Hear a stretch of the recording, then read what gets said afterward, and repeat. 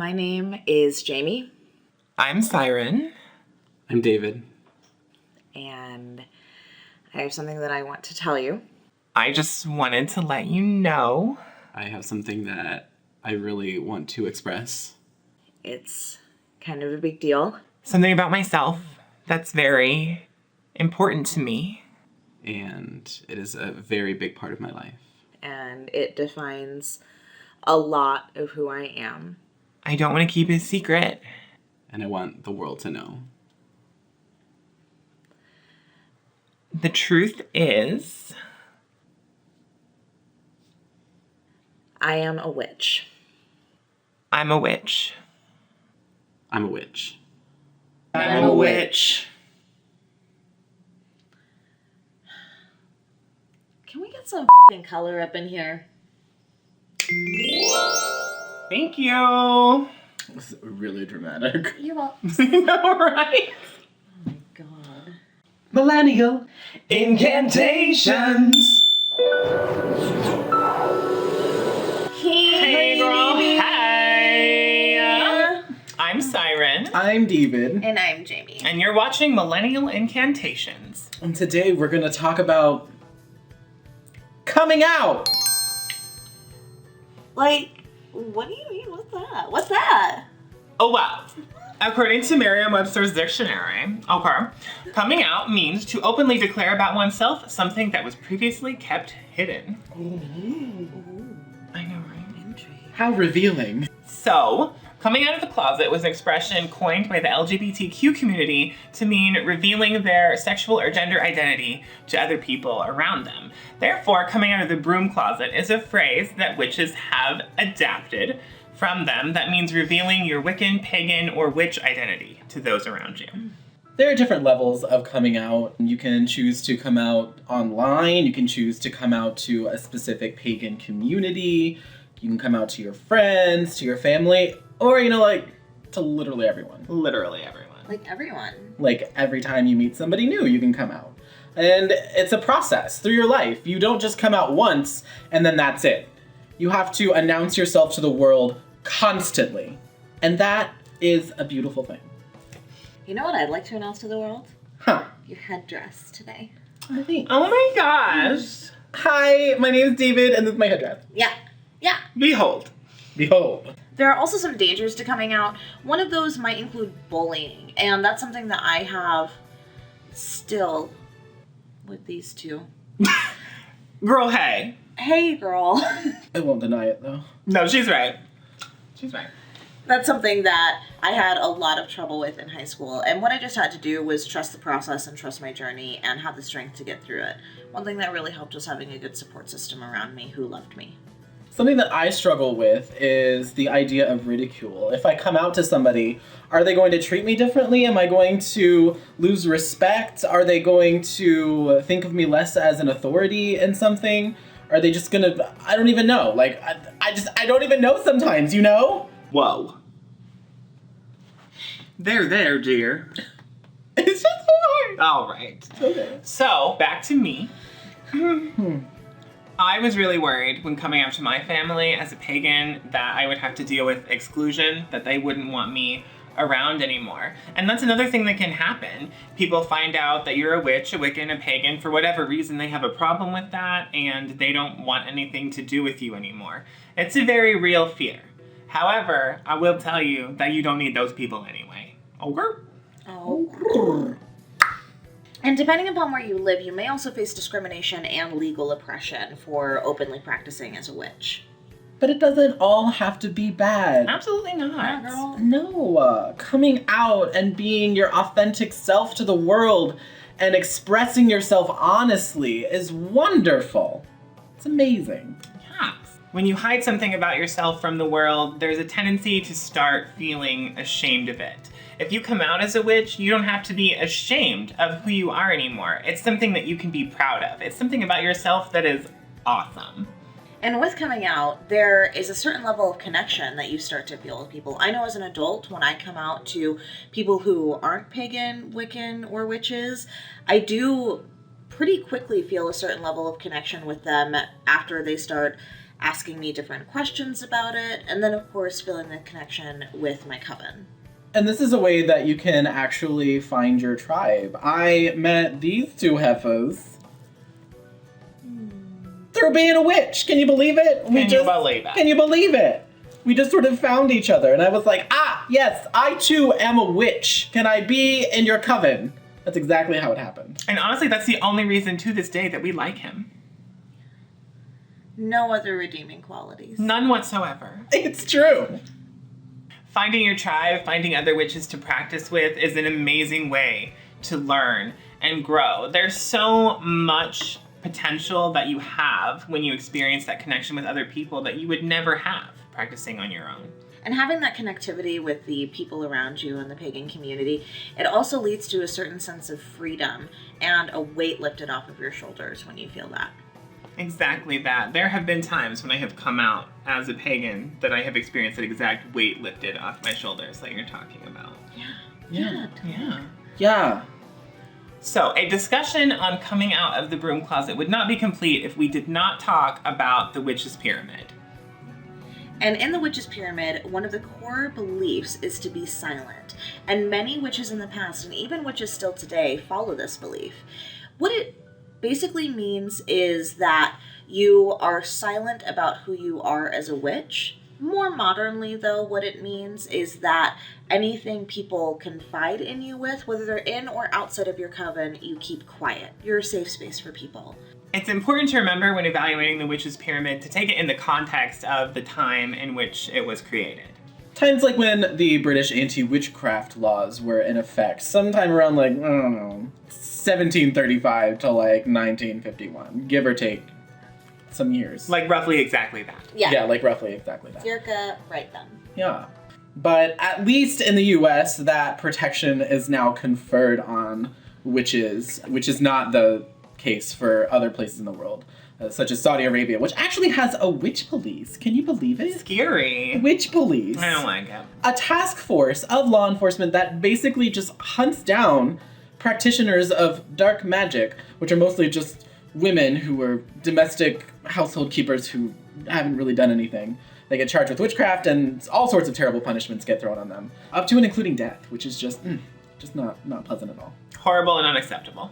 But luckily, at least in the US, people have persevered through this kind of persecution, and that's led to many great advancements for the way we practice our faith. So to really put this into perspective, we're going to talk about a specific example of what not being silent meant to one Susanna Budapest, who was an occult bookstore owner who was arrested in 1975.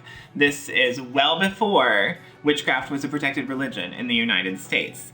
She was arrested by an undercover cop in the bookstore that she owned for giving this person a tarot reading, which under California's anti-witchcraft laws was actually illegal. Her legal team described her as the first witch to be prosecuted since Salem. She went through 9 years of legal appeals until finally her conviction was overturned by the California Supreme Court, which led directly to the abolition of California's anti-witchcraft laws. No matter what part of the world you live in, or where you practice or how you practice, just know that even though some of these laws are still in place, we have come such a long way from where we used to be, and that we are continuing to abolish these preposterous anti-witchcraft laws, and it will get better. Absolutely. Yeah. Yes. Gotta keep the faith, witches. Yeah, girl. So, the bottom line with the witch's pyramid is, if you choose not to come out of the broom closet, there is already a set of witchy moral guidelines that is there to support you in that decision. But if you choose to disregard it and come out of the broom closet anyway, it's okay. It doesn't make you a bad witch. Yeah, look at us. We're great. Absolutely. Yeah. Blasting our shit all over online. For We're great. Rizzle. So, what if you, wanna, come out to people? How would you do that? Oh my god, how does that even work? I can't even. I know some really great ways to come out to people. As a witch. Well, why don't you show us, honey? I think I will.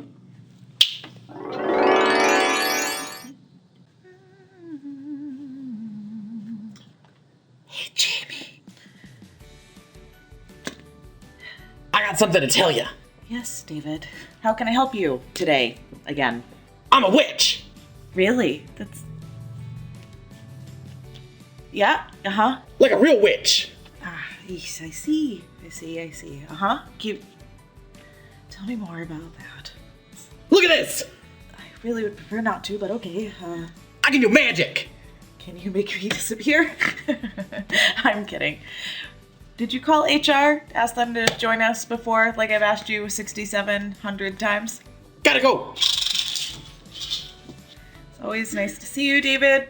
Please schedule an appointment with my assistant next time. I hate this place. Well, that was dumb. That was terrible. That was like the worst thing you've ever done. That is literally the absolute worst advice you could give these people. Yeah. Literally. You're a shame to the witch community. I wish you would, like, get out. You're ruining this coven. Ah, this is so wonderful. I feel so free. So maybe we could talk about, like, some actual good advice that we could give people who want to come out of the broom closet. Do you think? That's such a good idea. I know.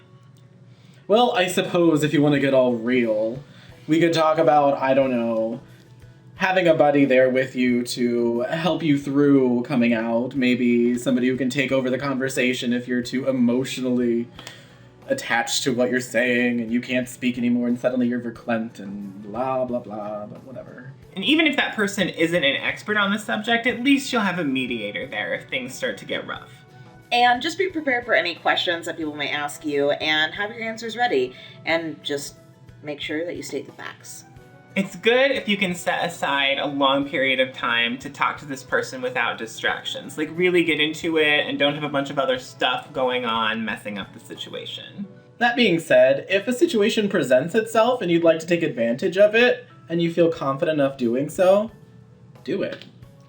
Life's full of chances and opportunities, so take them, witches! Yeah, like if your friend is like talking about witchcraft and just like extolling blah blah blah, all this misinformation, you know? Step up, be an expert. Lay some facts down. Bam. Witch facts.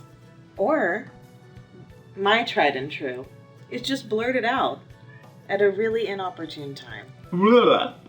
Like when you're at a bar mitzvah. Or a wedding. Or a funeral. Just take advantage of the time. Because it's all about you, honey. Now, we're going to turn the story around and talk about what to do when someone comes out to you. Recognize that this person might be feeling vulnerable and they are trying to express something that they feel deeply. So make sure that you put them at their ease, and first things first, admit your ignorance. If you don't know what they're talking about, don't pretend that you do. It's just gonna cause the conversation to get all... stupid. Yeah. All ignorant. All ignorant. All You wanna be ignorant. Don't be ignorant. Girl. Don't. The best way to alleviate that ignorance is to just ask them questions. They're telling you something about themselves. They probably want to talk about themselves. Yeah, definitely. And when you're getting the answers to those questions, always make sure to never attack and don't assume the answers, and then always be willing to learn. And be supportive. Nobody wants to be vulnerable and express something so real and raw and then just get rejected or just told that they're stupid or brushed off. Just be supportive, be there. This is your friend. Yeah. It's your friend. Be there for your friend. Yeah, it's not that hard. Just keep the focus on them. Try and eliminate any outside distractions and really just hone in on what they're trying to say to you. And finally, be prepared to do your own research after the conversation is over. Don't always put the burden on the vulnerable person to explain every detail to you. If you care about them, if you want to know about this part of their life, look it up. Girl, there is Google. It's really easy, okay? 2019. Yeah. Look it up. Just get on your smart box and do a quick search. You've got a smart box. Oh my God. I do. It's dumb, though. It's not that smart. And just like if you were going to come out to somebody, which is not a singular process, you don't have to just do these things one step at a time.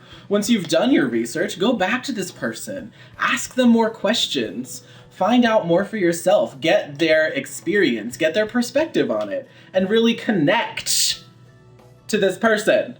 Connect! Yeah, that's really scary what's going on there, but that's good advice. That's how you be a good friend. I mean, you don't have to connect so aggressively, but whatever. Please don't.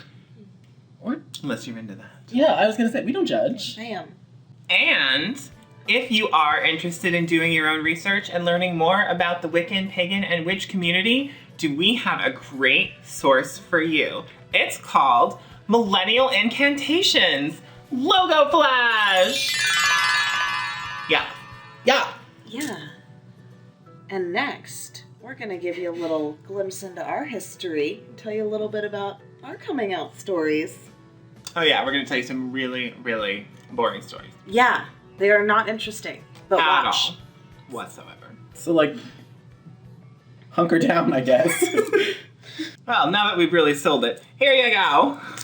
So, when I was 14, I had discovered Wicca, and I hadn't told my mom or anyone about it. I think my brother was the only one who knew.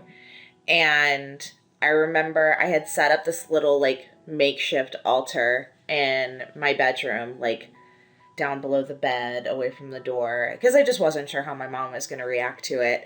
And, like, with a little, like, pentacle written or drawn on a piece of paper. And I snuck out to the kitchen, to the junk drawer to get a lighter.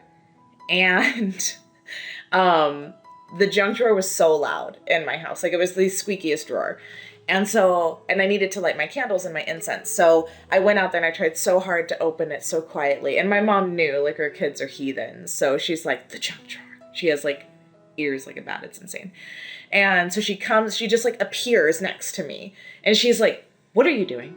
And I said, I'm getting a lighter. And she's like, are you smoking cigarettes in your room? And I was like, no, Mama, I'm lighting candles and incense. And she goes, why?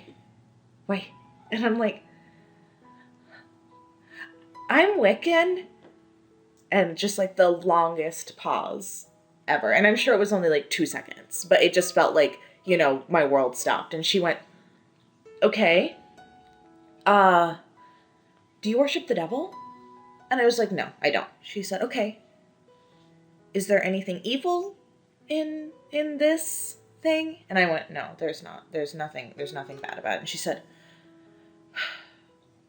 I need to get a book. Don't burn the house down. I was like, okay. And for the next year for my birthday, they got me an informational book on Wicca. I completely forget what it was, but as I was opening it, my mom told me that her and my grandma both read it and that they both approved after they read it.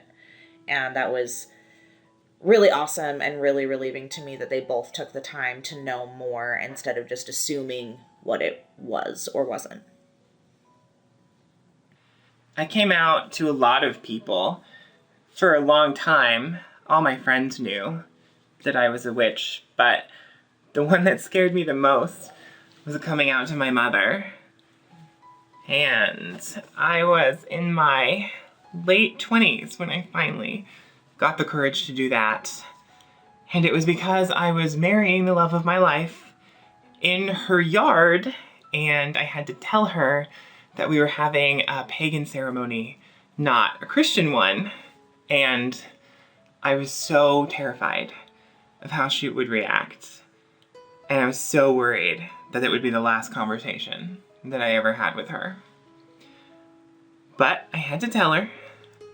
So we invited her over, and Jamie and David were there to help me through it. And I was so nervous all day. I remember I was working as a cashier that day, and I was scanning this Greek gods yogurt and thinking, I'm about to tell my mother that I worship Greek gods and she's never going to speak to me again. And then, so the time finally came, and I told her, Mom, I need to let you know that we're not having a Christian wedding. We're having a pagan wedding because I'm a witch. And just silence for a minute there. And then she said, okay. And And I had nothing left in my brain to say after that. And I very quickly tapped Jamie in, who pretty much took over the conversation and said everything that I was too ridiculous to say at the moment. But the end of the story was, it was not the last time we ever talked. She didn't disown me. She didn't hate me. She tried to understand. We went out for Italian like an hour later, and everybody was chill. And I know she doesn't fully get it to this day, but she tries, and she wants to be supportive, and she's still my best friend. So it worked out. The one thing that she said at the end of the whole awful, ugly process, she said, "You are my child, and I will always love you." And that's really exactly what you want to hear for something like this. When I was 11, I told my stepdad that I was a witch. And I mostly just wanted to know what he thought about it. And he responded the way you would expect him to respond. First of all, he told me I didn't know what I was because I was so young. And then he told me that what I wanted to be or what I thought I was the wrong thing, and that I should try very hard to be something else. And for a while, that kind of set me into a spiral. However, when he and my mom divorced, that became a non-issue, and I got to express myself the way I wanted to, and I got to live my life as a witch, as much as you can live your life when you're 11. But maybe about a year later, after we had moved out of state, I used to go every summer and I would stay with him. One summer, I was staying with him and he told me that he was going to take me to this place called Casadega, which is like this smallish spiritual retreat town where everybody was basically a psychic or a witch or some sort of pagan, basically. Being so young, I didn't really understand kind of how that experience would form the rest of my life. But he took me to this beautiful hotel in Casadega, and I got my first ever tarot reading from a witch, and it was a wonderful experience. She taped it, actually, and she gave me that tape. I've since lost it because I've moved about 100 times since then. But I do remember that experience very well. And I remember her telling me that it was okay to embrace this side of myself. And I remember her telling me that if I felt so strongly at such a young age, that in and of itself was special. So I do appreciate him for that. And I appreciate his kind of 180. And after that, a lot of our conversations were about spirituality and my views on nature and how I always saw a blend between magic and science. And he listened.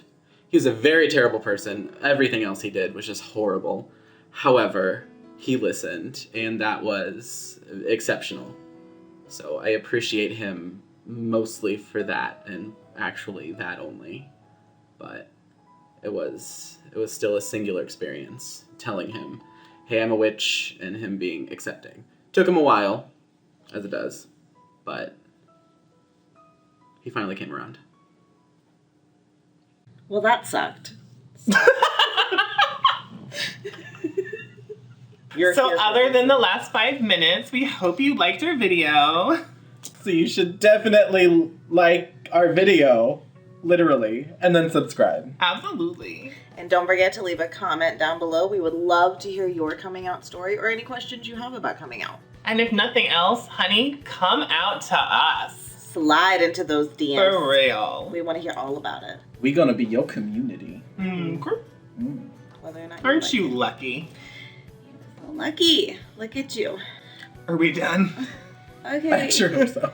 Bye. Bye. Okay, bye!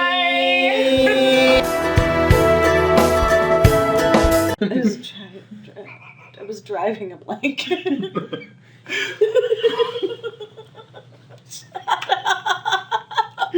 that how you drive? Have you never seen him drive? Not like that. Really? Yeah. It's more like this. No, I've seen it like this, but in one hand it's like a Crunchwrap Supreme. I've never seen his shoulders move like that. Usually it's like this.